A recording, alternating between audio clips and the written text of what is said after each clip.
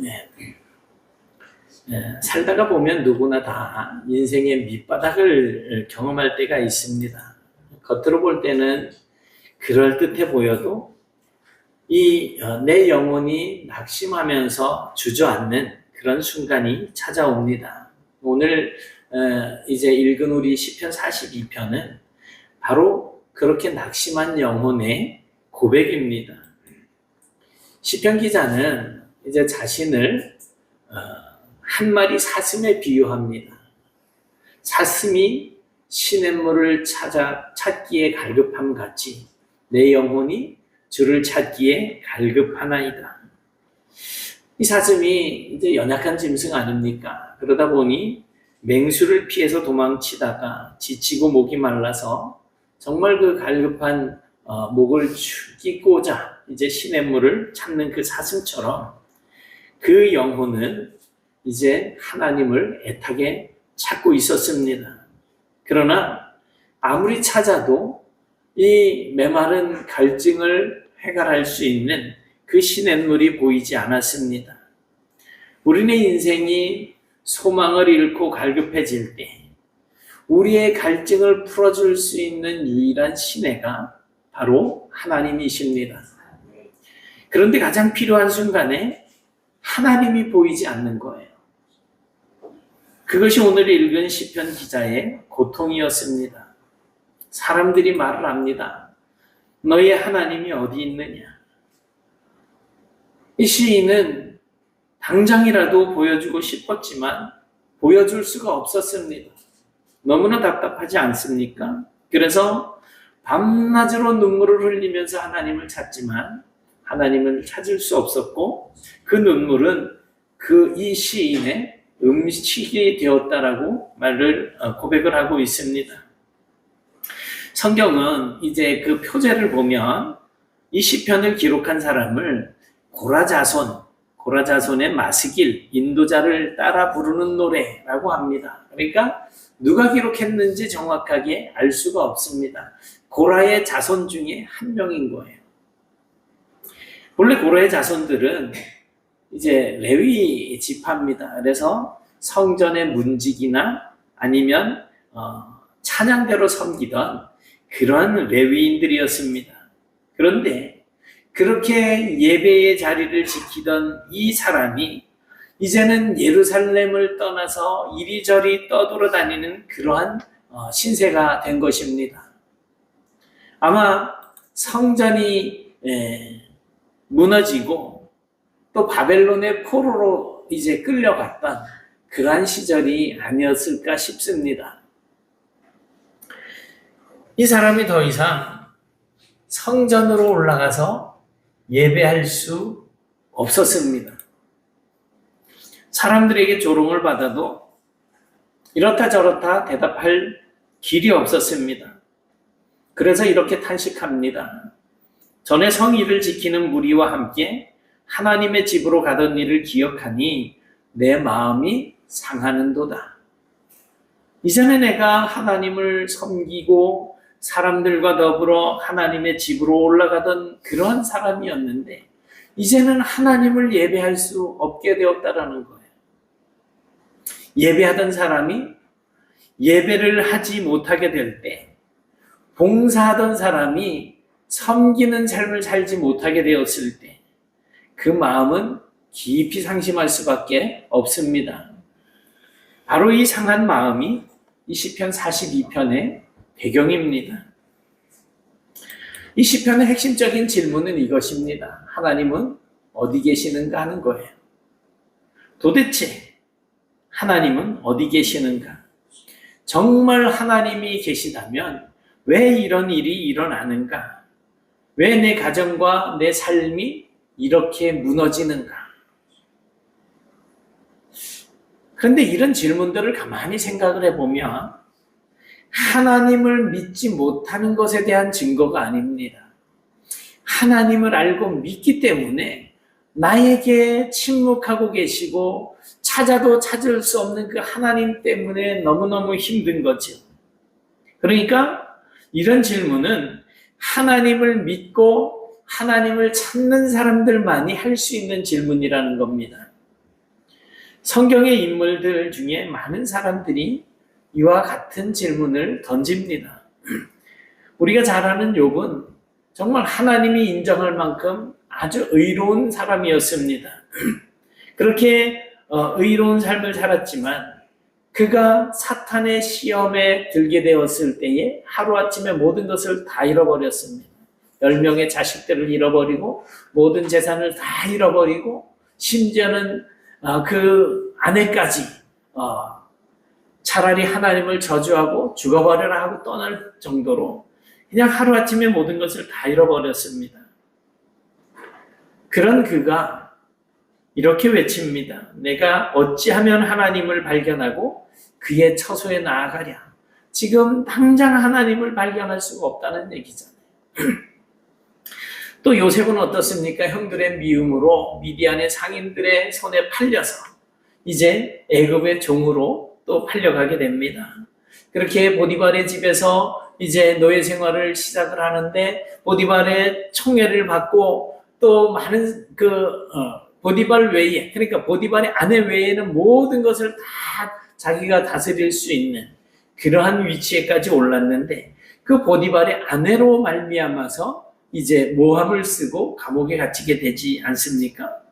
그런데 그렇게 누명을 쓰고 감옥에 갇혀서 정말 고된 시간들을 보냅니다. 이 요셉도 하나님이 어디 계시는가 하는 질문을 던질만 하지 않습니까? 모세도 마찬가지입니다. 이 모세 하나님의 명령대로 순종해서 이스라엘 백성들을 애굽으로 끌어내기 위해서 그렇게 지도자적인 역할을 감당하고 있었는데 빠져나오자마자 간대가 홍해 앞인 거지요. 뒤에는 애굽의 군대가 쳐들어오죠. 앞에는 홍해 바다에 막혀 있어서 지나갈 수도 없고 뒤로 갈 수도 없고 진퇴양난인 것입니다. 바로 그 홍해 앞에서 백성들의 원망을 듣습니다.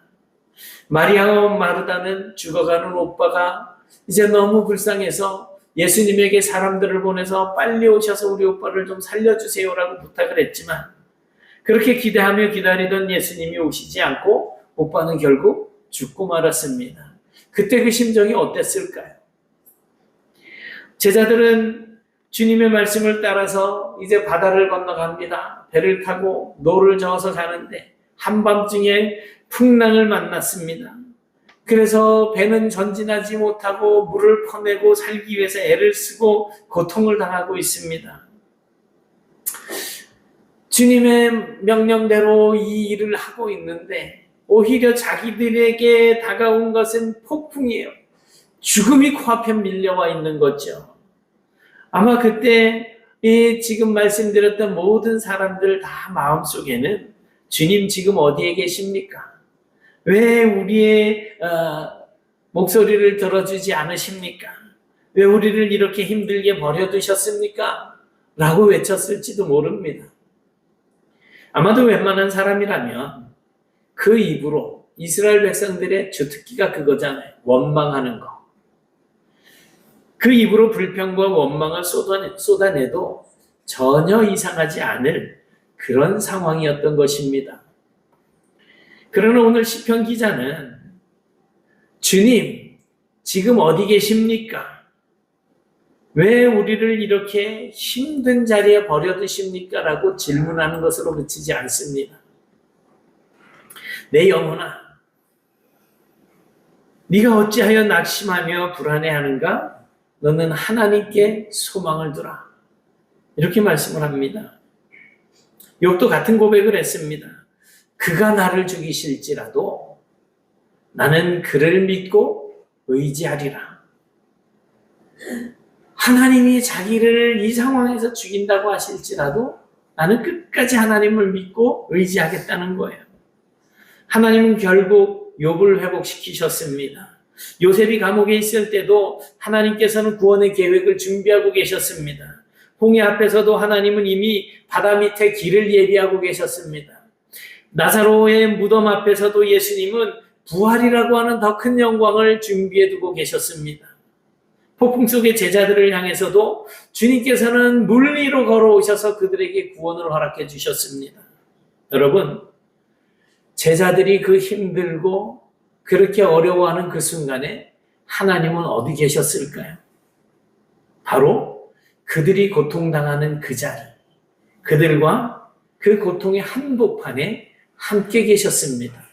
그냥 침묵하고 계시다고, 우리 눈에 보이지 않고 우리 손에 만져지지 않는다고 하나님이 계시지 않는 것이 아닙니다. 바로 그 하나님은 우리의 형편을 다 아십니다. 그런 형편 속에서 사탄은 너희 하나님이 어디 있느냐라고 의심을 불어넣지만 우리의 믿음은 이렇게 대답을 합니다. 그러나 내가 가는 길을 그가 아시나니 그가 나를 단련하신 후에는 내가 순금같이 되어 나오리라. 여러분, 하나님은 우리를 버리지 않으십니다. 눈에 보이지 않고 손으로 만질 수 없어도 지금도 이 자리에 우리와 함께하고 계십니다. 그러니 우리는 소망을 하나님께 두셔야 합니다. 낙심하는 여러분의 영혼에게 이렇게 명령하십시오. 너는 하나님께 소망을 두라. 나는 여전히 그를 찬송하리라. 우리가 믿음으로 서면 하나님이 보입니다. 우리가 한 걸음 주께로 나아가면 주님은 두 걸음 우리에게 가까이 다가오십니다. 그렇게 우리의 영혼이 다시 세워지게 될 때 사슴이 시냇물을 만나게 되듯이 하나님께서 주시는 생수로 우리가 만족하게 될 날이 반드시 올 것입니다. 이 회복의 은총이 우리 모두에게 임하시기를 주님의 이름으로 축원합니다. 사랑의 하나님, 감사합니다. 오늘 하나님의 은혜 가운데 귀한 말씀을 듣습니다. 정말 바벨론에 의해서 나라가 망하고 성전이 파괴되고 그래서 시인이 정말 하나님 앞에 예배할 수 없는 이런 상황 속에서도 하나님을 찾을 수 없고 하나님의 음성을 들을 수 없는 이러한 상황 가운데서도 여전히 소망을 하나님께 두고 하나님을 찬양하겠노라 고백하던 이 말씀을 저희들이 듣습니다. 저희들 사는 동안 참 많이 힘들고 어려운 환경 속에서 불평도 하고 원망도 하는 삶을 살고 있습니다. 하나님, 우리가 인간이어서 어쩔 수 없는 상황이기는 하지만 이제 오늘 시인의 이 믿음의 고백을 우리의 마음에 담게 하시고 이제는 우리의 눈을 들어 하나님을 바라보게 하시고 하나님을 소망 삼고 하나님을 기다리며 하나님의 때에 가장 정확하게 저희들에게 가장 좋은 것으로 선물을 주시는 그 하나님의 은혜를 기억하게 하여 주옵시고 언제나 실망이나 좌절에 빠지는 것이 아니라 끝까지 소망을 하나님께 두고 하나님을 찬양하는 자리로 나아갈 수 있도록 저희들을 붙잡아 주시옵소서. 그런 저희들을 통하여서 교회가 새로워지게 하시고 이제 전 지역이 이제 주님의 복음으로 가득 차게